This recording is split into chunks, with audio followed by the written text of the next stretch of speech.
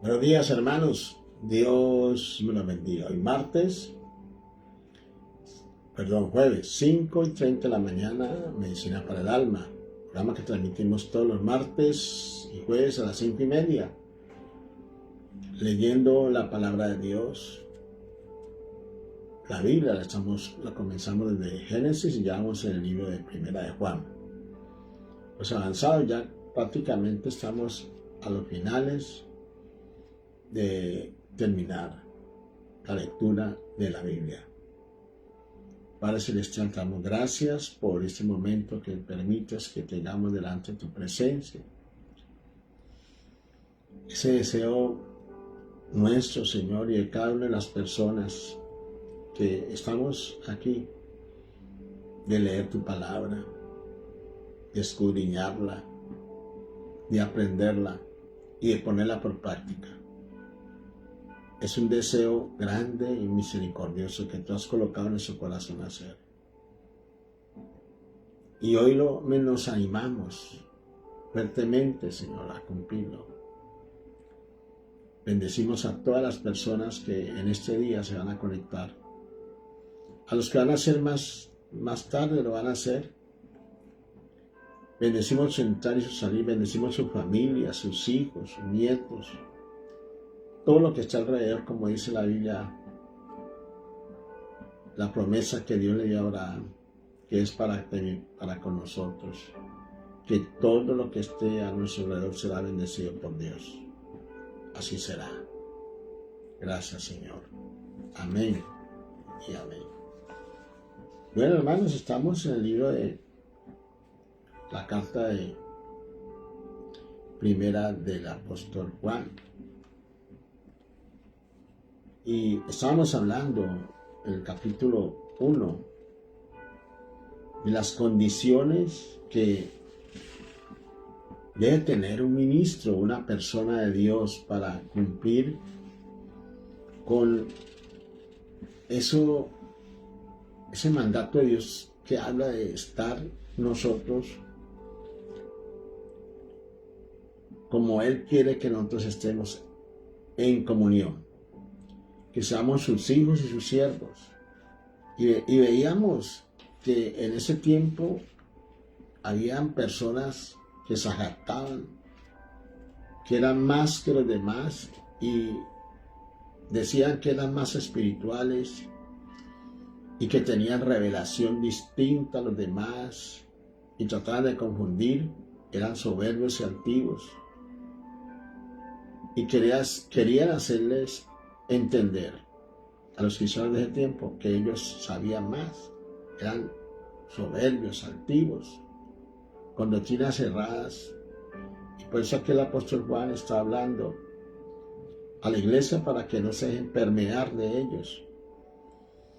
Y él colocaba tres razones por las cuales los cristianos tenían que comparar en realidad si esas personas eran unos hijos de Dios o eran unos mentirosos. Y entonces habla de guardar los mandamientos, que el cristiano verdadero guarda los mandamientos. También les decía que el cristiano verdadero practica su palabra, y también les decía que el cristiano verdadero lo imita a él. ¿A quién? A Jesucristo.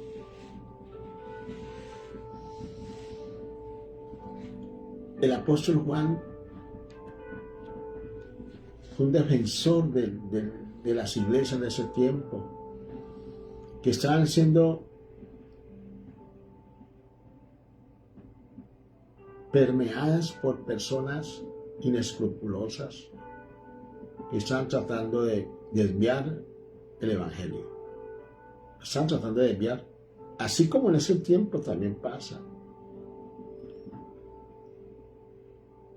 Y les pone esas condiciones de presente a los cristianos de ese tiempo para que ellos miren, ¿no? Miren a ver si esas personas en realidad cumplían con los mandamientos, si esas personas en realidad la palabra de Dios la acataban y la ponían por práctica, y si ellos en realidad imitaban a Jesucristo.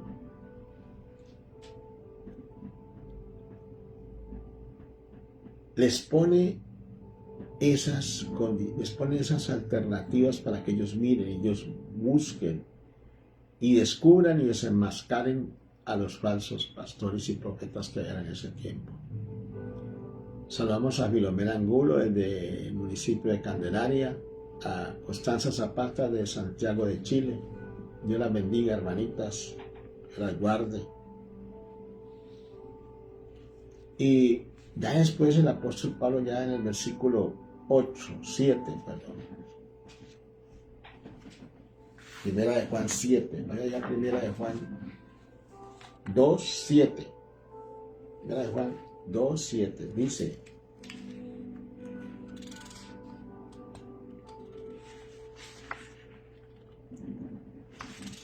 Primera de Juan 2:7.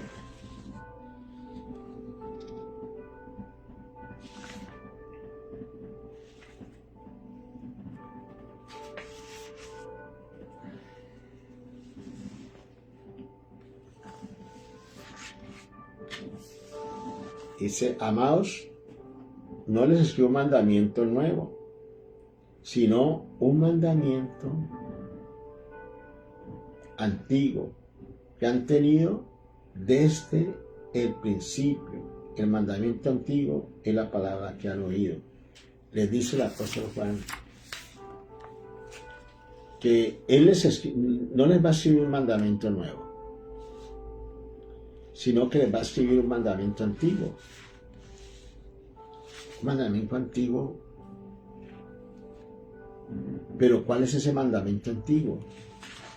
¿De qué mandamiento antiguo habla el apóstol Juan aquí? Bueno, él habla del mandamiento que Dios le dio a Moisés.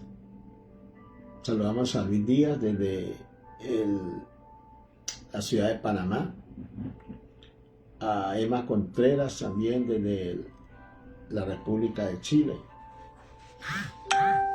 Y ese mandamiento que él da, que dice el mandamiento antiguo, son los mandamientos que Dios le dio a Moisés, que son los 10 mandamientos donde habla de amar a Dios sobre todas las cosas, y también habla de no matar, de no robar, de no mirar a la mujer del prójimo, el decálogo de los mandamientos. Dice que ese mismo mandamiento es el que no va a colocar otro mandamiento, pero el versículo 8, en Primera de Juan 8, parece que hubiera una contraversión, ¿no? Parece que se estuviera contradiciendo el apóstol Juan. Y dice que no, que él les iba a dar otro mandamiento.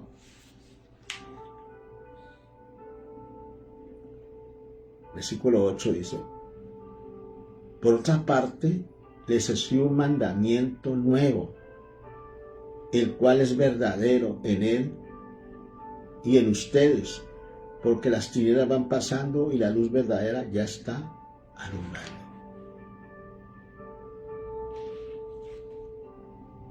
Primero dice que no hay un mandamiento nuevo, sino que el mismo mandamiento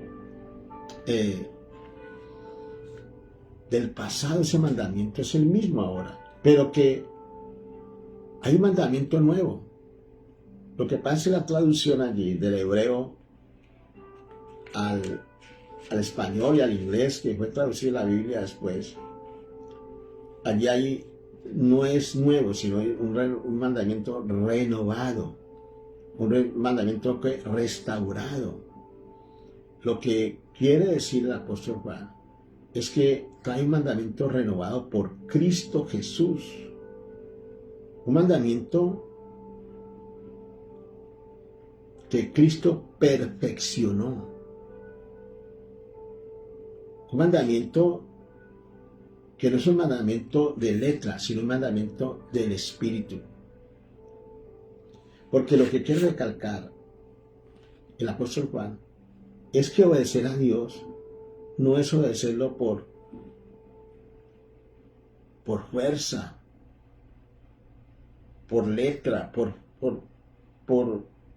porque el pastor le dice que tiene que obedecer, o porque la ley le manda a obedecer, sino que porque dentro de uno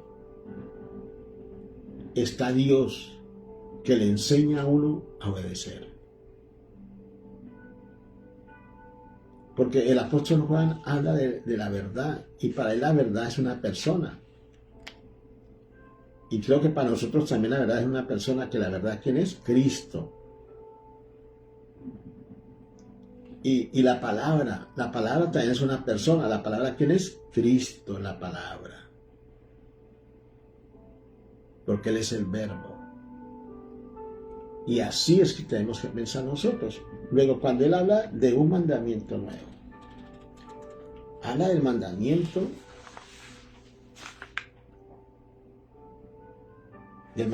que Dios, que Jesucristo narra en Mateo 23:40.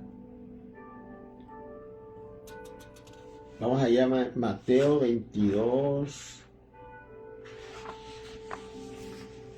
Mateo 22.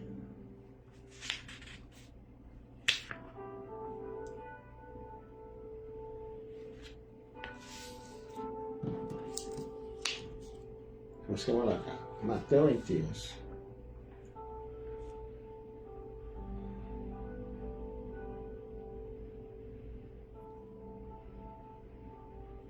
Mateo.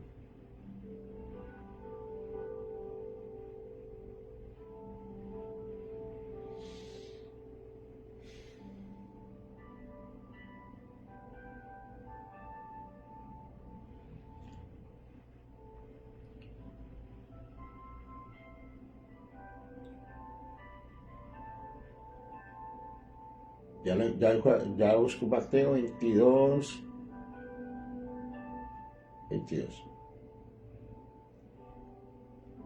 36.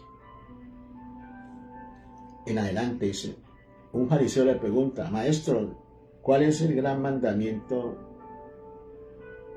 de la ley? Dice en el 37, Jesús le respondió, amarás al Señor tu Dios con todo tu corazón, con toda tu alma y con toda tu mente. Este es el primero y más importante mandamiento. Y el segundo es semejante al primero, amarás a tu prójimo como a ti mismo. Aquí el apóstol Juan habla del mandamiento reformado, perfeccionado por Cristo, en el cual están compendiados todos los 10 mandamientos. Amar a Dios por sobre todas las cosas y amar a nuestro prójimo como a nosotros mismos. Cuando nosotros hacemos esto, estamos cumpliendo los 10 mandamientos. Pero nosotros esto no lo debemos de hacer por fuerza, sino porque nos nace del corazón. El apóstol Juan recalca mucho el amor entre hermanos. Y no solamente el apóstol Juan, la Biblia habla mucho, el Nuevo Testamento habla mucho del amor entre hermanos, habla de que el que no ama a su hermano es un mentiroso, el que ama a Dios. Luego, eso de amar al hermano es una condición no descartable del cristiano, no es algo que se pueda descartar, es algo que usted tiene que tener, es algo que yo y usted tenemos que tener, amor por los demás, por los hermanos en Cristo, amarlos, quererlos. Claro, entre hermanos hay desavenencias y pueden haber discusiones, pero que no puede haber es odio, rencores y resentimientos y amarguras. Entre hermanos no puede haber eso. O sea, hablando del hermano de la familia, ¿no? De sangre, aunque con un hermano de sangre tampoco puede haber eso. Pero es muy, muy difícil que uno tenga rencor contra un hermano, aunque hay veces que los hay, pero es más difícil tenerlo. Es más difícil amar a una persona que no es de la familia. Es más difícil perdonar a una persona que no es de la familia. Y es lo que manda Dios, que aprendamos a amar a nuestros hermanos. En Juan 13:34 la Biblia dice, un mandamiento nuevo les doy, que se amen los unos a los otros, que como yo los he amado, así también se amen los unos a los otros. En esto conocerán todos que son los discípulos, que son mis discípulos, si se tienen amor los unos con los otros. Si no hay amor entre nosotros, no hay discípulo. Saludamos a Carmenza Zapata, a Emma Contreras, a Luis, primo de la ciudad de Panamá, a Filomena, del municipio de Candelaria. Gloria a Dios por ellos, una bendición para todos. En Mateo 25:34, allá vimos ese. Pero hay otro también en la parábola del buen samaritano, ¿no? Usted ve cómo Jesucristo esa parábola la da para que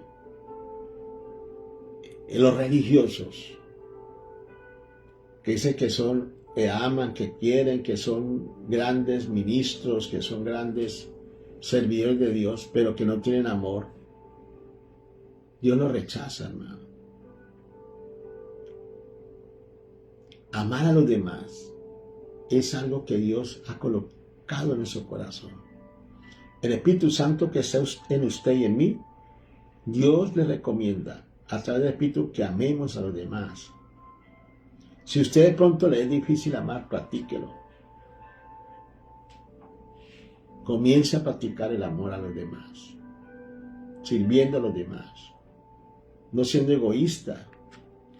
Porque una de las cosas más tristes del ser humano es ser egoísta, no pensar sino en sí mismo y no pensar en los demás.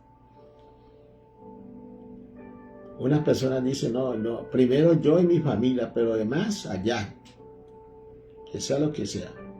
Pero después de que yo esté bien y mi familia, eso es egoísmo. Y eso es lo que Dios quiere que no sea así.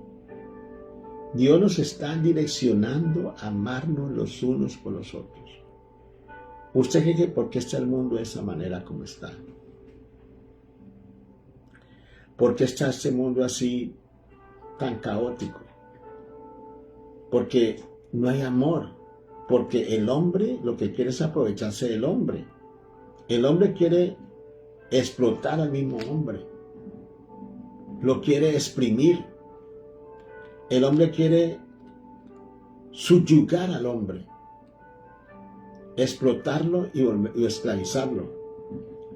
En ese tiempo moderno uno piensa que no hay esclavitud, pero hay esclavitud disfrazada. Lo que quiere Dios es que nosotros aprendamos a amarnos y a ser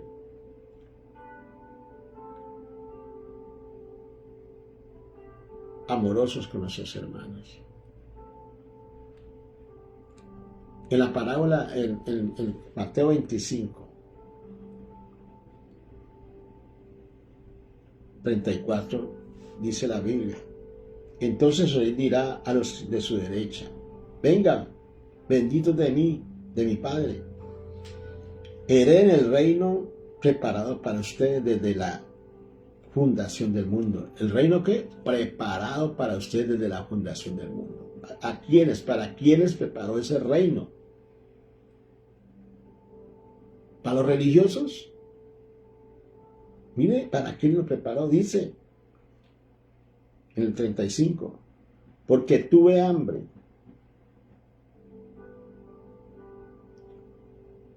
y ustedes me dieron de comer. Tuve sed y ustedes me dieron de beber. Estuve desnudo y me dieron, y me vistieron. Enfermo y me visitaron. Y dicen, pero ¿cuándo hicimos nosotros esto, Señor? Nosotros nos acordamos que te hemos dado esto a ti.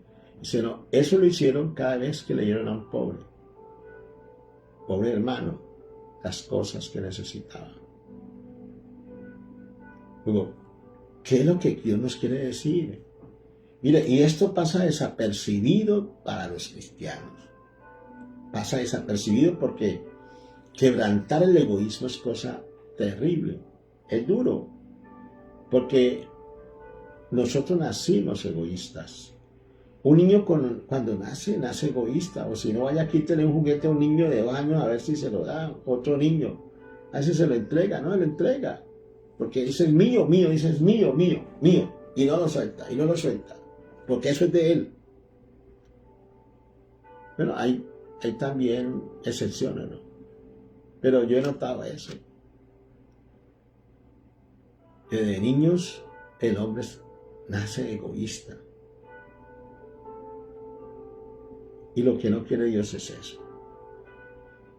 Que no seamos egoístas, que aprendamos a compartir, que aprendamos a vivir como hermanos, unidos, ayudándonos los unos a los otros, perseverando en la fe.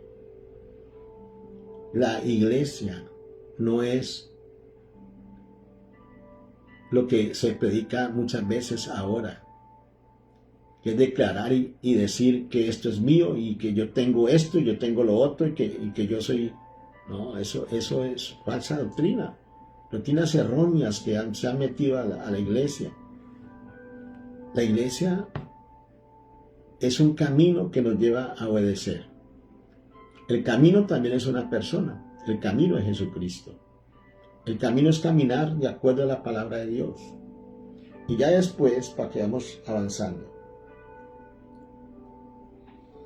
vuelve y habla de la luz. El que dice que está en la luz y aborrece a su hermano, está aún en tinieblas. Aquel que dice que ama, que quiere, que es un siervo de Dios, pero no ama a su hermano, lo aborrece, no lo ayuda, no le enseña, no es compasivo con él, es un mentiroso, hermano. Eso ahí no pasa nada. Usted tiene que aprender a mirar en realidad cuáles son los hijos de Dios y cuáles son los mentirosos que dicen que son hijos de Dios, no lo son. Porque no están buscando sino el beneficio propio. Dice,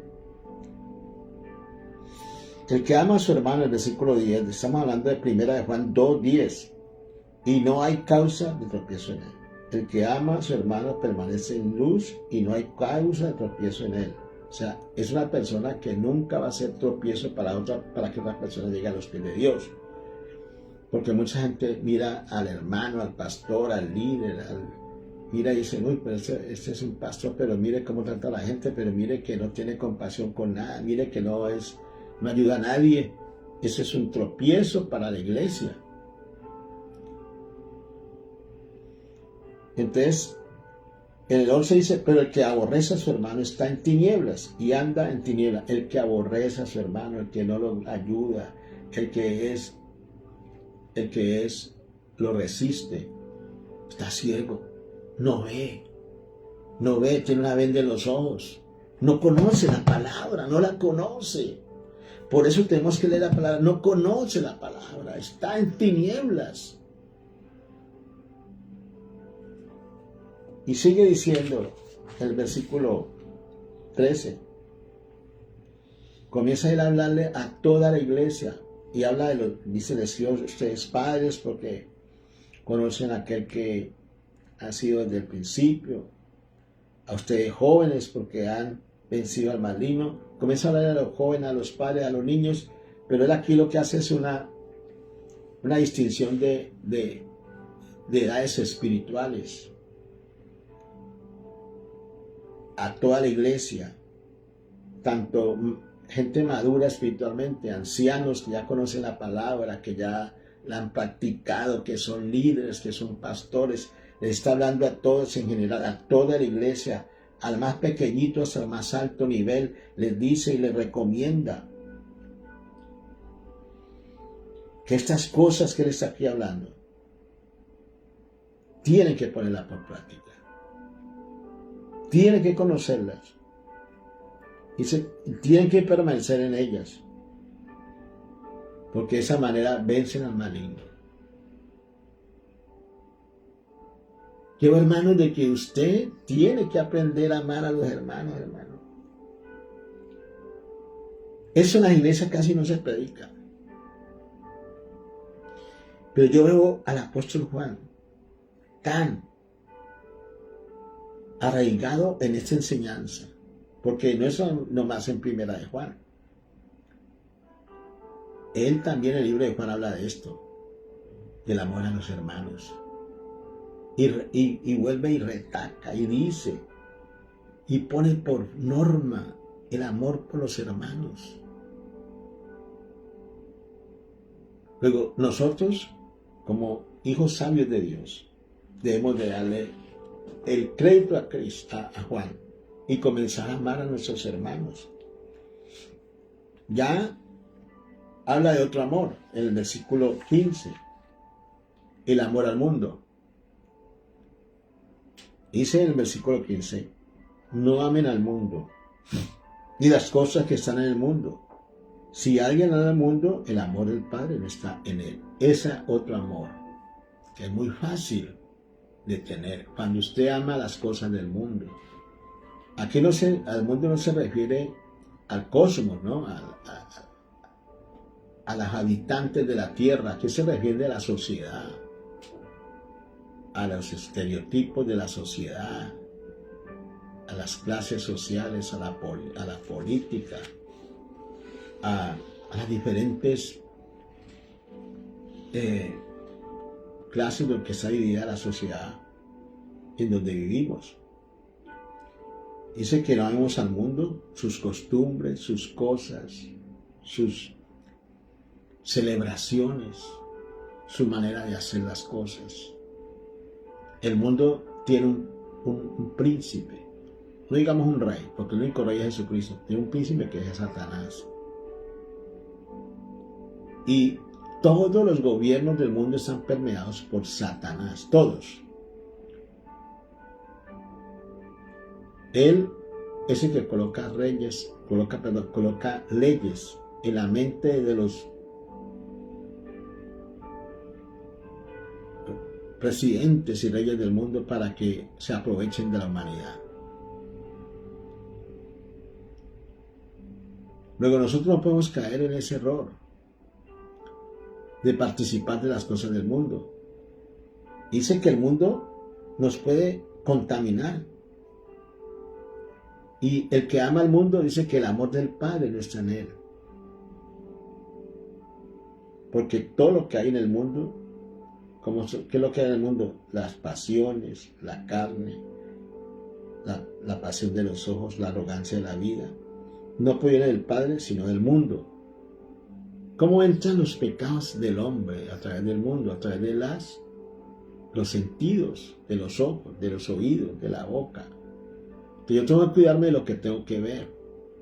Tengo que cuidarme de lo que tengo que oír. Tengo que cuidarme de lo que hablo, de lo que toco. Porque mi comunión con el mundo está a través de mi cuerpo. Mi cuerpo es la parte exterior más en contacto con el mundo. Yo tengo que cuidar mi cuerpo para que el mundo no me vaya a mí a contaminar, me vaya a permear y yo me comience a actuar como actúa el mundo. Por eso yo al mundo me tengo que verlo de lejitos, no meterme con él, no hacer las cosas que ellos hacen, no oír lo que ellos oyen, no ver lo que ellos ven, ver cosas inmundas que hay en la televisión, pornografía, violencia, mentiras que se hablan. Ahora yo viendo el noticiero, viendo cómo esta cantante colombiana, Shakira, cómo la idolatran, cómo la siguen como una diosa. Niñas de 15, 14 años, para esa señora es una diosa. ¿Por qué? Porque el mundo ha hecho a esa mujer, la ha colocado como una diosa, la ha empoderado como una diosa. Los medios de comunicación, la prensa, la televisión, la tienen empoderada y la gente piensa que ella es una mujer sobrenatural y lo que ven allí es una mujer satánica. De modo que mucho cuidado con los niños. De pronto usted y yo sabemos eso, pero los niños, los jovencitos no entienden eso. Luego a ellos es que hay que cuidar de que vean esas cosas, de que no participen de esas cosas, de apartarlos y decirles eso está malo por esto y explicarles por qué. Explíquele, mire, lo que pasa es que esto es así, así. Y no los deje contaminarse con esas cosas. A los niños, a sus hijos, a sus nietos. Porque la amistad con el mundo dice que trae enemistad con Dios.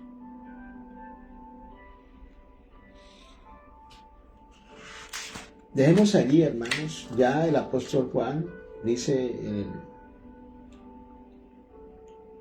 1 Juan 2:18, dice: hijitos, es la última hora, así como oyeron que el anticristo viene, también ahora han surgido muchos anticristos, por esto sabemos que es la última hora. Pero aquí cuando se habla del anticristo, no habla de la persona del anticristo, sino de una manera de actuar que tenían en ese tiempo estos falsos pastores y maestros, los cuales atacaban a Cristo como Dios, decían que Cristo no era Dios. Entonces a esto se le llamaba anticristianos, porque estaban en contra de Cristo. La palabra anticristo significa anticristiano. Y estos iban en contra de la divinidad de Cristo. Decían que Cristo era un hombre y que no. Unos decían que Cristo era un hombre y que ahí no había divinidad. Y otros hablaban de que Cristo no había venido en carne, sino que era Dios totalmente. Entonces estaban en contra de la doctrina de Cristo. Estos eran anticristianos o anticristos. No como la persona del anticristo, que es el que estamos esperando que venga, para saber de que ya está muy cerca la venida de nuestro Señor Jesucristo por la iglesia. Amén. Bueno, dejemos ahí. Dios los bendiga, hermano Padre Celestial. Te damos gracias por la palabra que nos han dado hoy. Bendecimos o bendigo a todas las personas que están conectadas, a Emma, Constanza, Filomena, a Elibardo Rolón, a mi primazo Luis en Panamá. Yo los bendigo en el nombre de Jesús. Doy gracias por ellos, Señor, que el día de hoy es un día de gran bendición, próspero, bendecido, lleno de gracia, lleno de amor, lleno de grandes victorias. Bendícelos en su entrada y en su salir. Bendice su arteza de amasar. Bendice sus manos, Señor, que todo lo que hagan hoy sea bendecido por Dios. Bendecimos a Isneisa Borrero en la ciudad de Santiago. Padre, bendice sus manos, que todo lo que se proponga hacer sea bendecido por ella, por Dios. Bendícelos a todos, Señor, en el bendito nombre del Padre, del Hijo y del Espíritu Santo. Amén. Amén. Dios los continúe bendiciendo, hermanos.